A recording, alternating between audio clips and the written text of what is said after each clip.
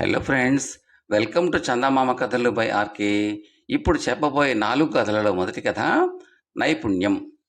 సౌపర్ణుడు అనే ముని తన శిష్యుడితో కలిసి మలయావతి నగరానికి వెళుతూ ఒక అరణ్యం గుండా ప్రయాణం చేస్తున్నాడు. ఒకచోట దారి రెండుగా విడిపోయింది. ఏ దారి మలయావతి నగరానికి వెళుతుందో తెలియక ముని ఆలోచిస్తుండగా దూరంగా ఒక మర్రి చెట్టు కింద ఇద్దరు యువకులు తీరిగ్గా కూర్చుని పాచికలాడుతూ కనిపించారు. గురు శిష్యులు ఇద్దరూ అక్కడికి వెళ్ళి విశ్రమించారు. పాచికలాడుతున్న యువకులు వాళ్ళు రావడం కానీ చెట్టు కింద విశ్రమించడం కానీ గమనించలేదు. కొంతసేపు విశ్రాంతి తీసుకున్న తర్వాత సౌపర్ణుడు అక్కడ నుంచి బయలుదేరిపోతూ ఆ యువకులను మలయావతి నగరానికి దారి అడిగాడు. వాళ్ళిద్దరూ ఒక్కసారిగా సౌపర్ణుడి వంక ఆయన శిష్యుడి వంక వింతగా చూసి తిరిగి యథాప్రకారం ఆడటం ప్రారంభించారు. సౌపర్ణుడు మరొకసారి వాళ్లను దారి అడగబోయేంతలో ఆ ఇద్దరిలో ఒకడు సౌపర్ణుడితో, అయ్యా, మీరు కుడివైపుగా ఉన్న దారిలో వెళ్ళండి, మలయావతి నగరాన్ని చేరుకుంటారు అన్నాడు. అంతలో రెండవ వాడు అతన్ని వారిస్తూ అతడు చెప్పింది నిజం కాదని, ఎడమవైపు దారిలో వెళితే మలయావతి నగరం చేరుకోవచ్చు అని చెప్పాడు. సౌపర్ణుడికి వాళ్ళ విచిత్ర ప్రవర్తన చాలా ఆశ్చర్యం కలిగించింది. వాళ్ళు చెరుకు దారి సూచించేసరికి ఏ దారిలో వెళ్ళాలి అన్న సమస్య ఎదురైంది. ఆయన కొంచెంసేపు ఆలోచించి వాళ్ళను మలయావతిని పాలించే రాజెవరు అని ప్రశ్నించాడు. వారిద్దరిలో మొదటివాడు మలయావతిని పాలించే రాజు విష్ణుగుప్తుడు అన్నాడు. రెండవవాడు మలయావతి నగరానికి రాజు సర్వోత్తముడు అన్నాడు. ఇలా విరుద్ధమైన జవాబులు చెప్పి వాళ్ళు తిరిగి పాచికల ఆటలో మునిగిపోయారు. సౌపర్ణుడు వాళ్ళని మళ్ళీ ఏమీ అడగకుండా ఎడమవైపుగా ఉన్న దారిలో నడక సాగించాడు. 4-5 కోసల దూరం నడిచాక వాళ్లకు మృణాలిని నది, నదీ తీరాన ఉన్న శక్తి ఆలయము, నదికి ఆవల కూతవేటి దూరంలో మలయావతి నగర శివార్లు కనిపించాయి. గురు శిష్యులు ఇద్దరు నదిలో స్నానం చేసి ఆలయంలో ఆదిశక్తిని దర్శించి ఒక దిరిసిన వృక్ష నీడలో కూర్చున్నారు. అడవిలో ఆ ఇద్దరు యువకులు చెరొక దారి చెప్పినప్పటికీ గురువుగారు సరైన దానిని ఎలా గుర్తించగలిగారు అన్న సందేహం శిష్యుణ్ణి వదలలేదు. ఆ సందేహం గురించి గురువుని అడిగాడు ఆ శిష్యుడు.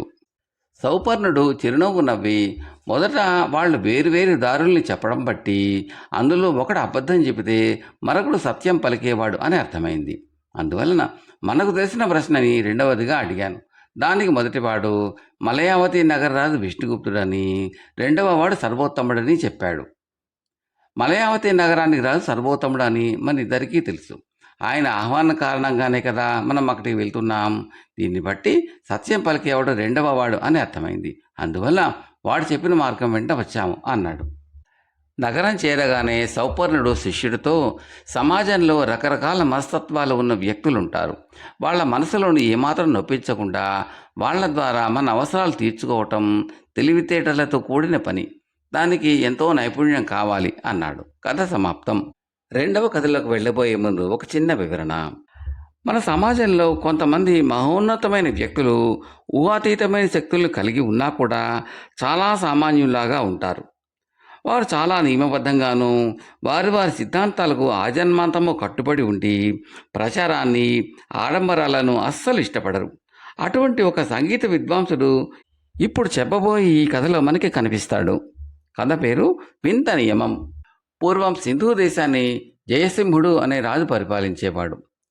అతని ఆస్థానానికి ఒక రోజుని ఒక సంగీత విద్వాంసుడు వచ్చి తనకు కొలువు ఇయ్యమని కోరాడు. మాకు ఆస్థాన సంగీత విద్వాంసులు చాలామంది ఉన్నారు, కొత్త వారిని చేర్చుకునే ఆలోచన ప్రస్తుతం లేదు అని చెప్పాడు జయసింహుడు. ఆ విద్వాంసుడు ఆ రోజుకు వెళ్ళిపోయి మళ్ళీ మర్నాడు సభకు వచ్చి, నేను సంగీత విద్వాంసుణ్ణి, మీ ఆస్థానంలో ఉండకోరి వచ్చాను అని మళ్ళీ రాజు జయసింహుడితో అన్నాడు. మా ఆస్థానంలో ఇప్పుడు సంగీత విద్వాంసులు అవసరం లేదు, మీరు వెళ్ళవచ్చు అన్నాడు జయసింహుడు. కానీ ఆ విద్వాంసుడు రోజు వచ్చి అదే ప్రథమమైనట్టుగా రాజుకు తన కోరిక చెబుతూ వచ్చాడు. రాజు అతని కోరికను నిరాకరిస్తూ వచ్చాడు. ఇలా చాలా రోజులు గడిచిన మీదట రాజుకే తన ప్రవర్తన అవమానకరం అనిపించింది. తన ఆస్థానంలో సంగీత విద్వాంసుడుగా ఉండాలని ఆ మనిషి అంత ఓర్పుతో అడుగుతూ ఉంటే అతనేదో అర్ధరాజ్యం అడిగినట్టుగా తాను పదే పదే నిరాకరించడం అసహ్యం అనిపించింది. అందుకని ఒకరోజు ఆ విద్వాంసుడు మళ్ళీ తన కోరిక వెలిపించగానే జయసింహుడు, మీరు అంతగా అడుగుతున్నారు కనుక మీ గానం మా విద్వాంసులకు వినిపించండి, వారు ఒప్పుకుంటే మిమ్మల్ని ఆస్థాన విద్వాంసులలో ఒకడుగా వేసుకుంటాను అన్నాడు. మహారాజా, నాకు ఒక నియమం ఉన్నది. అదేమంటే నేను నాకు ఇష్టమైనప్పుడే గానం చేస్తాను, కానీ ఒకరు కోరినప్పుడు మాత్రం చెయ్యను. అది తమకు పూర్తిగా సమ్మతమైతేనే నన్ను కొలువులో చేర్చుకోండి అన్నాడు విద్వాంసుడు. ఇలాంటి నియమం గల విద్వాంసుడికి మా ఆస్థానంలో స్థానం లేదు అన్నాడు రాజు పరుషంగా. విద్వాంసుడు వెళ్ళిపోయాడు. కానీ మర్నాడు మళ్ళీ వచ్చాడు. రాజు అతనికి ఆస్థాన విద్వాంసుడి పదవి మళ్ళీ నిరాకరించాడు. ఇలా మరికొంతకాలం గడిచింది. అకస్మాత్తుగా జయసింహుడికి ఒక ఆలోచన వచ్చింది. ఆ విద్వాంసుడి మనసులో ఏదో ఉండి ఉండాలి. అతన్ని శాశ్వతంగా వదిలించుకోవడం ఏమంత కష్టం కాదు. కానీ అలా చేస్తే ఆ విద్వాంసుడి మనసులో ఏమున్నదో ఎప్పటికీ ఎవరికీ తెలియదు. ఇలా అనుకుని జయసింహుడు ఒకనాడు ఆకస్మికంగా సభికులందరూ నిర్ఘాంతపోయేటట్టుగా, ఇవాళ నుంచి మీరు మా ఆస్థాన విద్వాంసుడుగా ఉండవచ్చును. మీకు నివాసము, వేతనము, అవసరం అయిన ఇతర సదుపాయాలు ఏర్పాటు చేస్తాను అనేశాడు. అందరూ ఆశ్చర్యపడ్డారు. కానీ విద్వాంసుడు మాత్రం ఏమీ ఆశ్చర్యపడలేదు. అతను ఆ రోజే జయసింహుడి కొలువులో చేరాడు. రాజు జయసింహుడు చేసిన పని ఎవరికీ నచ్చలేదు. కానీ ఈ కొత్త విద్వాంసుడు అపర నారదుడు కాబోలు అని చాలామంది సరిపెట్టుకున్నారు. అయితే నెలలు గడుస్తున్నా ఈ కొత్త విద్వాంసుడు పాట పాడిన పాపాన పోలేదు. రాజుగారికి కొడుకు పుట్టాడు. దేశమంతటా వెర్రిగా వేడుకలు చేసుకున్నారు. రాజభవనం 10 రోజుల పాటు నృత్య గానాలతో మారుమోగిపోయింది. ఆస్థాన సంగీత విద్వాంసులు, ఇతర విద్వాంసులు పాడారు. ఈ కొత్త విద్వాంసుడు మాత్రం పాట పాడలేదు. రాజు మనసు చిబుక్కుమన్నది. ఇంతటి వేడుకల మధ్య కూడా ఇతగాడికి పాడాలని అనిపించకపోతే ఇంకెప్పుడు అనిపిస్తుంది? నువ్వు కూడా పాడరాదా అని కొత్త విద్వాంసుని ఇతరుల చేత అడిగించాడు రాజు. విద్వాంసుడు మాత్రం పలకలేదు. మంత్రి దగ్గర నుంచి వచ్చి అడిగితే, ఇప్పుడు కాదు, తగిన సమయం వస్తే ఎవరూ అడగకుండా నేనే గానం చేస్తాను అన్నాడు అతను. అతన్ని పదవి నుంచి తొలగమందామని రాజుకు ఎన్నోసార్లు నోటి దాకా వచ్చింది. కానీ ఆ విద్వాంసుడి వైఖరిలో ఏదో రహస్యం ఉన్నది. దాన్ని తెలుసుకు తీరాలన్న ఉద్దేశం రాజును నిగ్రహించింది. 5 ఏళ్లు గడిచాయి. కొత్త విద్వాంసుడు ఈ కాలంలో ఒక్కసారి కూడా పాడలేదు. ఆకస్మికంగా రాజకుమారుడికి ఏదో విషజ్వరం వచ్చింది. ఎందరో వైద్యులు మందులిచ్చినా వ్యాధి ముదురుతూనే ఉన్నది. అందరూ ఆశ వదులుకున్నారు. రాజకుమారుడి ప్రాణాలు ఏ క్షణానైనా పోయేలాగా ఉన్నాయి. అందరూ రాజకుమారుడి మరణశయ్య చుట్టూ మోగి ఉన్నారు. సరిగ్గా అదే సమయంలో ఆ సంగీత విద్వాంసుడు తన వీణతో సహా వచ్చి ఎడంగా కూర్చుని పాట పాడటం ప్రారంభించాడు. చీచి, పాడక ఇప్పుడా పాడేది? పుట్టిననాడు పాడలేకపోయాడు, కానీ ఆఖరి క్షణంలో వెళ్ళిపోబోయే ముందు రాజకుమారుడికి పాట వినిపిస్తున్నాడు అంటూ రకరకాలుగా అనేక మంది సంగీత విద్వాంసుల్ని రహస్యంగా విమర్శించారు. కొందరు పైకి అన్నారు కూడాను. కానీ ఆ విద్వాంసుడి పాట అందరి మనసులను మత్తులాగా ఆవహిస్తున్నది. వాళ్ళు రాజకుమారుడి జబ్బును, రానున్న చావును కూడా మర్చిపోతున్నారు. తాము ఎక్కడ ఉన్నది కూడా వాళ్ళకు తెలియకుండా పోయింది. జయసింహుడు నిద్ర లేచిన వాడల్లే తన కొడుకు కేసు చూశాడు. మరణశయ్య ఖాళీగా ఉన్నది. రాజు మరింత ఆందోళనకు గురైపోయి చుట్టూ ఉన్న వారిని చూశాడు. చిత్రం, రాజకుమారుడు అందరితో పాటు కూర్చుని మైమరపుతో సంగీతం వింటున్నాడు. అతని ముఖం పరిపూర్ణమైన ఆరోగ్యంతో కళకళలాడుతోంది. ఉన్నట్టుండి సంగీతం ఆగిపోయింది. విద్వాంసుడు తన వీణను తీసుకుని బయటికి నడిచాడు. రాజకుమారుడు చచ్చి బతకడం అందరి దృష్టిని ఆకర్షించింది. ఎవ్వరూ కూడా ఆ విద్వాంసుడి గురించి ఆలోచించలేదు. ఆ తర్వాత రాజు తీరిగ్గా విద్వాంసుడికి పెద్ద జాగీరిచ్చి గొప్ప సత్కారం చేద్దామని అనుకున్నాడు. కానీ ఆ విద్వాంసుడు ఎవ్వరికీ తెలియకుండా ఏటో వెళ్ళిపోయాడు. అతను ఏమయ్యాడో ఎవరికీ తెలియలేదు. కథ సమాప్తం. 3వ కథ సాహసికుడు. ఈ కథను రాసిన వారు శ్రీ ఎస్ కుమారస్వామి. కొంకణ తీరాన గల పర్వతాలలో ఒక కొండకు భూతాల కొండ అని పేరుండేది. చుట్టుపక్కల కొండలపైన ఆవులను మేపుకునేవారు ఎవరూ కూడా తమ ఆవులను ఆ కొండపైకి పోనిచ్చేవారు కారు. ప్రమాదవశాన ఏ ఆవులు కానీ ఆ కొండ మీదకు పోతే వాటిని తీసుకురావటానికి పశువుల కాపర్లు ప్రయత్నించేవారు కారు కూడాను. ఎందుచేతనంటే ఆవులపై గల ఆశ కొద్దీ భూతాల కొండపైకి వెళ్ళి మళ్ళీ తిరిగి వచ్చిన వారు ఎవ్వరూ లేరు. కానీ భూతాల కొండపైన ఆవుల మందలు ఉండేవి. ఉదయం కాగానే అవి కొట్టాల నుంచి బయటికి వచ్చి కొండ అంతటా తిరిగి మేత మేసి మళ్ళీ సూర్యాస్తమయం వేళకు తమను ఎవరో తోలినట్టుగా కొట్టాలకు తిరిగి వచ్చేసేవి. కానీ వాటి వెంట ఎవ్వరూ ఉండేవారు కారు. వాటికి ఎవరు పోషణ చేసేవారో, ఎవరు పాలు పితికేవారో, ఆ పాలు ఏమయ్యేవో బయట ప్రపంచానికి తెలియదు. ఆ కొండ మీదనే పశువుల కొట్టాలకు సమీపంలో ఒక పశువుల కాపరి గుడిసె కూడా ఉండేది. రోజు సాయంకాలం పూట పొయ్యి రాజేసినట్టుగా గుడిసె పైకప్పు నుంచి పొగ కూడా వస్తూ ఉండేది.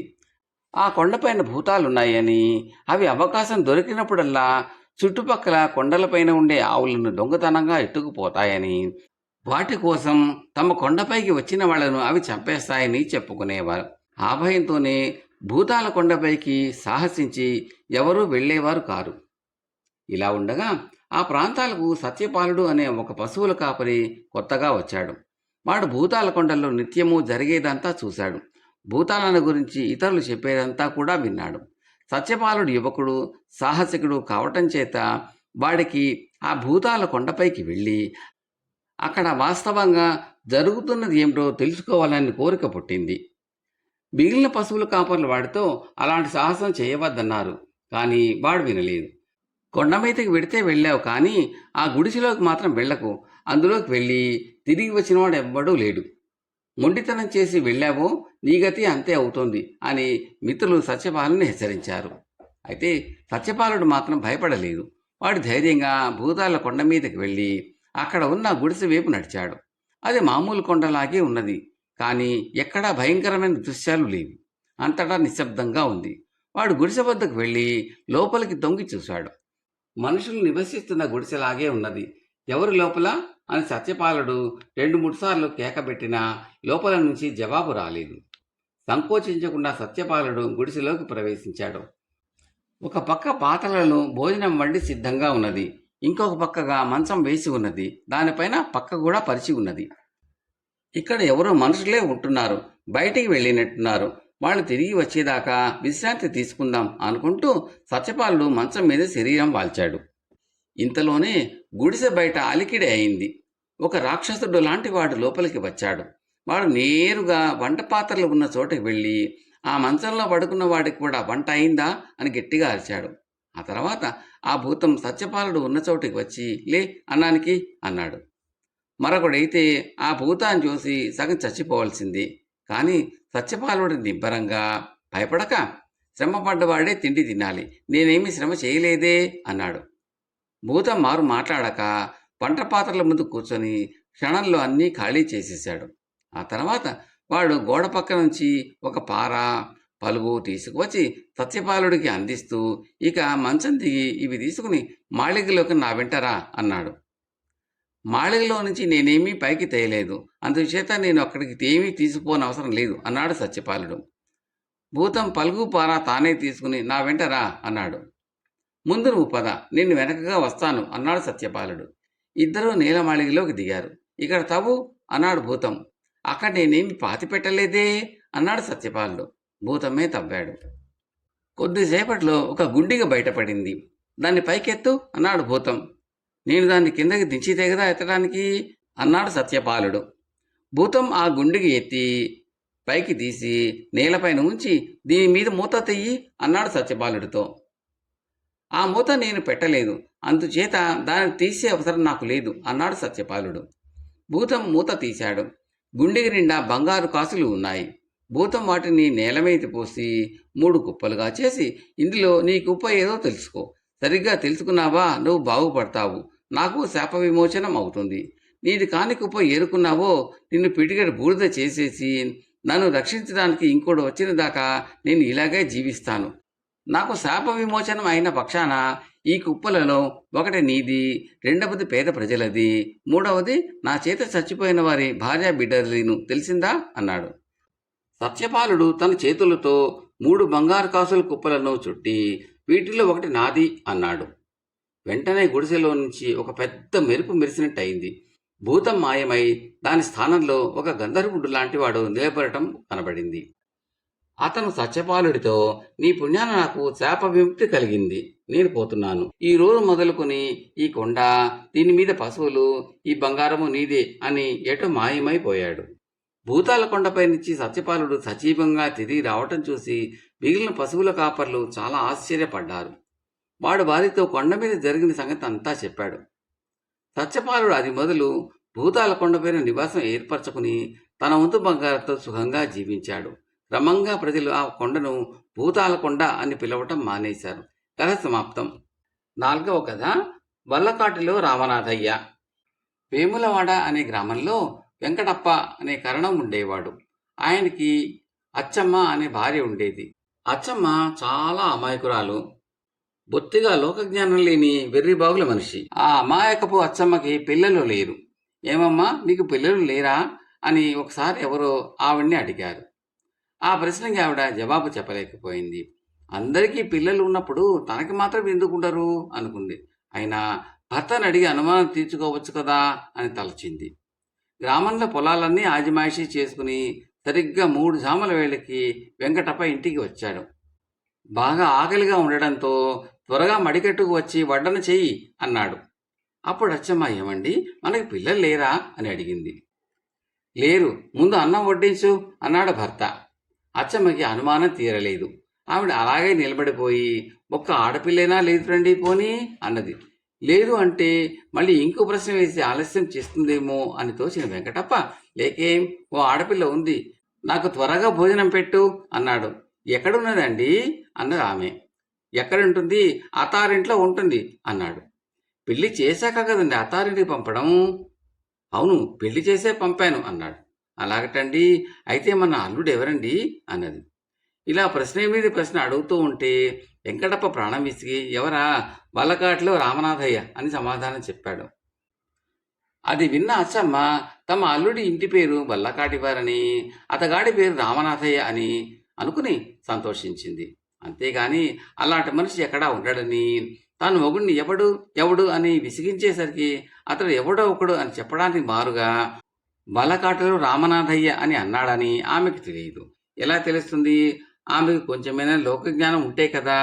ఆనాటి నుంచి అచ్చమ్మ తనకొక కూతురు ఉన్నదని, తన అల్లుడు వల్లకాటి రామనాథయ్య అని సంబరపడుతూ ఉండేది. కొన్నాళ్లు పోయాక కరణంగారు జమాబందీకని పట్టణం వెళ్ళాడు. అప్పుడు ఒకనాడు మిట్ట మధ్యాహ్నం అప్పుడు దారిని పోయే వడకుడు దాహం వేసి కరణంగారి ఇంటి ముందు ఆగాడు. కరణంగారు ఊళ్ళో లేరు గనక అచ్చమ్మ తలుపులేసుకుని లోపల పప్పు రుబ్బుతోంది. ఎవరండి లోపల, నాలిక ఆర్చుకుపోతోంది, కాస్త తలుపు తీసి నీరు ఇప్పిస్తారా అని గుమ్మం బయట నుంచి ఒక బాటసారి కేక వేశాడు. పట్నం వెళ్లే ముందు వెంకటప్ప తన భార్యతో, తలుపు వద్ద ఎవరు పిలిచినా ఎవరో కనుక్కుని గాని తలుపు తీయవద్దు అని చెప్పి వెళ్ళాడు. అందుచేత అచ్చమ్మ రుబ్బురోటి దగ్గర నుంచి లేవకుండానే, ఎవరినైనా నువ్వు అని బాటసారిని అడిగింది. దాహంతో ఊములు ప్రాణం పోతూ ఉంటే ఈ ప్రశ్న ఏమిటి అనిపించింది ఆ బాటసారికి. బదులు రాకపోవడం వల్ల అచ్చమ్మ, ఎవరినైనా నువ్వు అని మళ్లీ అడిగింది. దాహంతో ఆర్చుకుపోతున్న వాడికి ప్రాణం విసి, ఎవరా, వల్లకాట్లో రామనాథయ్యని, త్వరగా తలుపు తీసి కాస్త మంచినీళ్ళు పోయి తల్లి అన్నాడు. ఎవరు, వల్లకాట్లో రామనాథయ్యవా, మా అల్లుడువా నాయనా అంటూ అచ్చమ్మ ఎగిరి గంతేసి గబగబా వచ్చి తలుపు తీసింది. కాసిన మంచినీళ్ళిస్తే చాలు అంటూ వచ్చిన బాటసారికి లోపలున్న కుర్చీ వేసి కూర్చోబెట్టి చిక్కడ ఆవు మంచిగా దాహం ఇచ్చింది. దాహం తిరిగి కడుపు చల్లబడ్డాక బాటసారి లేచి, అమ్మా సెలవు మరి అని వెళ్ళబోయాడు. ఆ మాట విన్న అచ్చమ్మ, అదేమిటి రామనాథయ్య, అప్పుడే వెళ్ళిపోతానంటావు, అల్లుడవు రాక రాక వచ్చావాయిరి, ఉండు, మామగారు ఊళ్ళో లేనప్పుడు వచ్చావు, ఆయన రాకుండా వెళ్ళిపోతావా, ఇంతకీ అమ్మాయి సంగతి ఏమిటి, ఎలా ఉంది ఏమిటి అంటూ మొదలుపెట్టింది. ఈ మాటలకు ఆ వచ్చినవాడు నిర్ఘాంతపోయి, ఇదేమిటి, ఈవిడ నన్ను అల్లుడు అంటూ ఉంది, నాకు దాహానికి నీరు ఇవ్వలేదని ప్రాణం విసికి నా పేరు వల్లకాటిలో రామనాథయ్య అని యథాలాపంగా అనేసరికి ఆ మాట నిజమే అని ఈవిడ నమ్మినట్టుంది. బహుశా ఈ ఇంటివారి అల్లుడి పేరు రామనాథయ్య అయి ఉండాలి, లేకపోతే ఈ పేరు చెప్పగానే నన్ను ఇంతగా మర్యాద చేయడం ఏమిటి, ఇదంతా చూడగా తమాషాగా ఉందే అనుకున్నాడు. అయినా ఆ ఇల్లాలు తన కూతురుని గురించిన క్షేమవార్తలు అడిగినప్పుడు ఏదో ఒక తృప్తికరమైన సమాధానం చెప్పకపోతే బాగుండదు కదా. అందుచేత అతను, ఎందుకైనా మంచిదని మీ అమ్మాయి కులాసాగానే ఉందండి అని చెప్పాడు. ఆవిడ సంతోషించి, ఒక్క క్షణంలో వస్తాను అని చెప్పి రిబ్బున లోపలికి వెళ్ళి మినపప్పు గబగబా రుబ్బేసి అల్లుడు కోసమైన గారెలు తయారు చేసి పట్టుకొచ్చింది. అవతల మునిగిపోయే పని ఏమీ లేదు గనక ఆ వచ్చినవాడు తాపీగా కూర్చుని గారెలన్నీ తిన్నాడు. చెయ్యి కడుక్కుని, ఇక నేను పెడతానండి అన్నాడు. ఆయన రేపో ఎల్లుండో వచ్చేస్తారు బాబు, విడుదుగానిలే అప్పుడు అన్నది అచ్చమ్మ. అలా కాదత్తగారు, ఇంటి దగ్గర మీ అమ్మాయి ఒక్కరితే ఉండలేదు, సాయంత్రానికి ఇంటికి వెళ్ళిపోవాలి. అంతేకాకుండా ఎల్లుండి మా మేనమామ గారి ఇంట పెళ్లి, అక్కడికి మీ అమ్మాయిని తీసుకువెళ్ళాలి అన్నాడు. ఓహో అలాగా, తప్పకుండా తీసుకువెళ్ళి నాయనా, అమ్మాయి పెళ్లి చూసి సంతోషిస్తుంది అన్నది. సంతోషిస్తుంది కానీ అసలు పెళ్లికి మీ అమ్మాయి బయలుదేరడానికే సందేహిస్తోంది అన్నాడు. ఏం, ఎందుకు సందేహించడం అన్నది అచ్చమ్మ. ఎందుకేమిటి, పెళ్లికి వచ్చిన వాళ్ళంతా గంపెడు నగలెట్టుకొస్తారు, మంచి మంచి బెనారసు చీరలు కట్టుకొస్తారు, మీ అమ్మాయికి ఇవేమీ లేవుగా మరి అన్నాడు. అయ్యో అయితే ఎలా మరి అన్నది అచ్చమ్మ. ఎక్కడైనా నగల అరువు తెచ్చుకోమని కూడా చెప్పాను, కానీ ఎవ్వళ్ళు ఇవ్వరన్నారుట. పోని మా అమ్మని అడిగితేంటి అని నన్ను పంపింది అన్నాడు. మరి ఆ మాట చెప్పావు కావే నాయన ఇంతసేపటి నుంచి, తప్పకుండా పట్టుకెళ్ళు, కంటి కాసుల పేరు, వడ్డాణం, దండకడియాలు అన్నీ ఉన్నాయి, మనకేం లోటు అన్నది అచ్చమ్మ. మళ్ళీ వారం తిరగకుండా పట్టుకు చక్కా వచ్చేస్తాను అత్తగారు, వీలైతే పెళ్లి నుంచి వచ్చేటప్పుడు ఈ దారినే వస్తాం నేను అమ్మాయిను, పట్టు చీరలు కూడా ఉంటే వీలైతే ఇవ్వండి, విలువైన చీరల మీద గాని బంగారపు నగలు రాణించవు అన్నాడు. అట్లాగే నాయనా, పట్టుకు వెళ్ళు, మా అమ్మాయి కంటే మాకేం ఎక్కువ, మేము ఏం చేసినా అమ్మాయి కోసమే కదా అన్నది అచ్చమ్మ. తన నగలు పట్టు చీరలు ఎరువు ఇవ్వకపోతే తాను ఎన్నడూ ఎరుగుని ఆ కూతురు పెళ్లికి వెళ్ళడం ఆగిపోతుందనిపించి అచ్చమ్మ లోపలికి వెళ్ళి పెట్టి తెరిచి నగలు చీరలు తెచ్చి ఆ అతిథి ముందు పెట్టింది. వాడు తాపీగా నగలు బట్టలు తన సంచిలో ఇముడ్చుకుని, ఇక వెళ్తానత్తా, ఇవన్నీ మళ్ళీ పూల్లో పెట్టి తెచ్చిస్తాను, వారం తిరగకుండా వచ్చేస్తాను అంటూ వాడు తన అదృష్టానికి మురిసిపోతూ ఇంటి దారి పట్టాడు. మర్నాటి సాయంకాలానికి వెంకటప్ప జమాబందీ నుంచి తిరిగి వచ్చాడు. అతను గుమ్మంలో అడుగు పెట్టాడో లేదో అచ్చమ్మ పుట్టాడు సంబరంతో, ఏమండోయ్, మన అమ్మాయి కులాసాగానే ఉందిట అంది. మన అమ్మాయా, మనకు అమ్మాయి లేందే అన్నాడు వెంకటప్ప. అదేమిటి అలా అంటారు, మన అల్లుడే స్వయంగా వచ్చి పిల్ల కులాసాగా ఉంది చెప్తేనే అన్నది అచ్చమ్మ. అల్లుడా, ఎవడు వాడు అన్నాడు వెంకటప్ప. ఎవడేమిటండి, వల్లకాడు రామనాథయ్యేనండి అన్నది అచ్చమ్మ. అప్పుడు వెంకటప్పకి భార్యతో చెప్పి ఉన్న రామనాథయ్య మాట జ్ఞాపకానికి వచ్చింది. ఎవడో తన వెర్రిబాగుల పెళ్ళాన్ని మోసం చేసినట్టు ఉన్నాడని తోచి, ఏడేవాడు అని అడిగాడు. వెళ్ళిపోయాడండి, మీరు వచ్చేదాకా ఉండడానికి వీల్లేదన్నాడు. అతను మన అమ్మాయి పెళ్లికి వెడుతున్నారుట, నా నగలు బట్టలు ఎరువు తెమ్మని అమ్మాయి అతన్ని పంపింది అన్నది అచ్చమ్మ. కొంపదీసి ఏమీ ఇవ్వలేదు కదా అన్నాడు వెంకటప్ప. అదేమిటండి, కూతురాయది ఇవ్వకపోతే ఎలా, ఇంతకీ అచ్చంగా ఇచ్చేసావా ఏమిటి, ఎరువేగా, వారం తిరగకుండా తెచ్చేస్తానన్నాడు అల్లుడు, అందుకని నగలు చీరలు ఇచ్చాను అన్నట్టు చెప్పడం మర్చిపోయాను. పెళ్లి నుంచి ఇంటికి వెళ్ళేటప్పుడు అమ్మాయిని కూడా తీసుకువస్తానన్నాడండి అన్నది అచ్చమ్మ. ఆ మాట విన్న వెంకటప్ప లబో లబోమని గుండెలు బాదుకున్నాడు. ఎంత తెలివితక్కువ వినువే అని అచ్చమ్మని తిట్టిపోశాడు. అంతకుమించి చేసేదేముంది, నిన్ను తిట్టి ఏం ప్రయోజనం, తప్పంతా నాది, మనకి అమ్మాయి లేది అల్లుడు లేడు అని చెప్పగా వల్లకాడులో రామనాథయ్య మన అల్లుడు అనడం నాదే తప్పు. తెలివి తక్కువ వెంగళమ్మల ముందు వెటకారానికి పోతే ఇలాగే తగిన శాస్తి అవుతుంది అని ఏడవడం మొదలెట్టాడు వెంకటప్ప. అమ్మాయి లేదు అల్లుడు లేడు అని మొగుడు ఏడుస్తూ ఉంటే ఆ మాట అచ్చమ్మకు అర్థం కాక వాళ్ళిద్దరికీ హఠాత్తుగా ఏదో ప్రమాదం వచ్చి పోయారని కాబోలని ఆమె కూడా ఏడవడం మొదలుపెట్టింది. దానితో ఊరంతా పోగే సంగతి తెలుసుకున్నారు.